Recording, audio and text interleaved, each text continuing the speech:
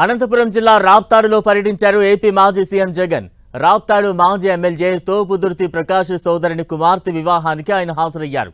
వధూవరులను ఆశీర్వదించారు జగన్. బెంగళూరు నుంచి ప్రత్యేక హెలికాప్టర్లో రాప్తాడుకు వచ్చిన జగన్ను చూసేందుకు ప్రజలు, అభిమానులు భారీగా తరలివచ్చారు. దీంతో రాప్తాడు నేషనల్ హైవేపై దారి పొడవునా భారీగా ట్రాఫిక్ జామ్ ఏర్పడింది.